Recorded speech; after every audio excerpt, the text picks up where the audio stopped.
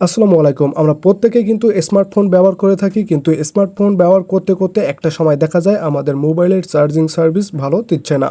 এটি মূলত আপনার মোবাইলের বয়স এবং আপনার ব্যবহারের পরে নির্ভর করে। তো অনেক সময় দেখা যায় দীর্ঘদিন কিন্তু আমরা এই মোবাইলটা ব্যবহার করতে থাকি, ব্যবহার করতে করতে আমাদের ব্যাটারি পারফরমেন্স কমে যায়। এটি কিন্তু পুনরায় ব্যাটারি পারফরমেন্স বাড়ানো যায়। তো কিভাবে বাড়াবেন চলুন আজকের ভিডিওতে দেখে নেওয়া যাক।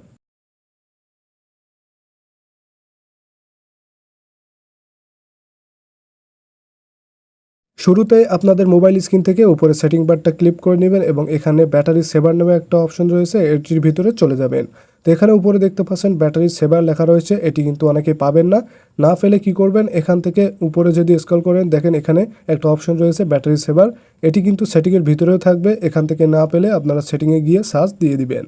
তো অধিকাংশ ফোনেই কিন্তু এটা সেটিং বারেই দেওয়া থাকে, মূলত উপর থেকে যে সেটিং রয়েছে উপর থেকে স্ক্রল করলেই কিন্তু এটা পেয়ে যাবেন। তো সিম্পলি কি করবেন, এখান থেকে এই ব্যাটারি সেভার মোডটা চালু করে দিবেন। এখানে আমি আবারও দেখিয়ে দিচ্ছি, উপর থেকে সেটিং বারটা স্ক্রল করব। স্ক্রল করে এখানে দেখতে পাচ্ছেন একটা ব্যাটারি সেভার নামে অপশন রয়েছে, জাস্ট এখানে ক্লিক করে আমরা চালু করে দেব। ওকে, এখানে ক্লিক করলে কিন্তু ব্যাটারি পারফরমেন্স অনেক ভালো হবে, অর্থাৎ আমরা যখন ফোনটা ব্যবহার করব তখনই ব্যাটারি ইউজ হবে, অন্যান্য টাইমে অফ রাখবে। এরপর হচ্ছে আমরা কি করব, এর পরের অপশনটিতে আমরা সেটিংয়ের ভিতরে চলে যাব। তো প্রত্যেকের ফোনেই কিন্তু এই সেটিং অপশন থাকবে বা সেটিং অ্যাপ্লিকেশন রয়েছে, এর ভিতরে চলে যাব। এর আগে বলে দিই, উপর থেকে যদি আমরা আবারও সেটিং বারটা স্ক্রল করি তাহলে এখানে আরেকটি অপশন রয়েছে যেখানে লেখা রয়েছে ডার্ক মোড। তো এখান থেকে মূলত এই ডার্ক মোডটা এনেবল করতে হবে। তো এখান থেকে ডার্ক মোডটা চালু করে দিয়েছি। ডার্ক মোড চালু করলে কি হবে, অল টাইম কিন্তু এই আমাদের যে ফোনটি রয়েছে এর ব্যাকগ্রাউন্ড কিন্তু অল টাইম ডার্ক মোড থাকবে, অর্থাৎ কালো থাকবে, যেটা চোখের জন্য অনেক ভালো এবং ব্যাটারির জন্য অনেক ভালো। তো অনেকেই পাবেন না, না পেলে কী করবেন, সেটিংয়ের ভিতরে সার্চ বার রয়েছে, জাস্ট এখান থেকে সার্চ বারে লিখে দিবেন ডার্ক। তো ডার্ক লেখার সাথে সাথেই নিচে দেখতে পাচ্ছেন এখানে একটা সেটিং চলে আসছে যেখানে লেখা রয়েছে ডার্ক মোড।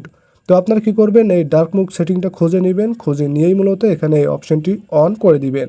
তো দেখতে পাচ্ছেন স্ক্রিনে এটি মূলত আমার অন করা রয়েছে, যার কারণে আমার পিছনের ব্যাকগ্রাউন্ড ব্ল্যাক দেখাচ্ছিল। তো এখান থেকে যদি আমরা অফ করে দিই দেখতে পাচ্ছেন হোয়াইট হয়ে যাচ্ছে, আর হোয়াইট হয়ে গেলেই কিন্তু ব্যাটারির উপরে প্রেশার পড়ে। তো এখান থেকে অটোমেটিক কিন্তু এই ডার্ক মোড চালু করে রাখবেন।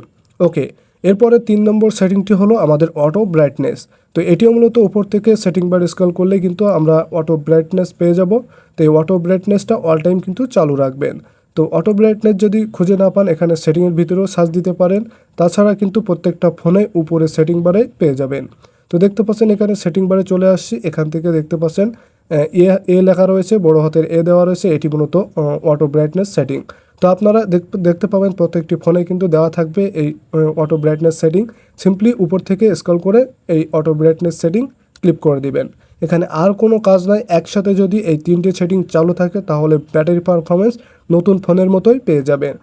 তো এখান থেকে এই 3টি সেটিংয়ের ভিতরে একটি সেটিংও বাদ দিবেন না, প্রত্যেকটা সেটিংই চালু করে রাখবেন। তো 3টি সেটিং যখন চালু করে রাখবেন তখন ফোনটা ইউজ করে বুঝতে পারবেন যে আপনার মোবাইলের ব্যাটারি পারফরমেন্স অধিকাংশ বেড়ে গিয়েছে। তো আজকের ভিডিও ছিল এ পর্যন্তই। ভিডিওটা ভালো লেগে থাকলে ছোট্ট চ্যানেলটি সাবস্ক্রাইব করে পাশে থাকুন। আল্লাহ হাফেজ।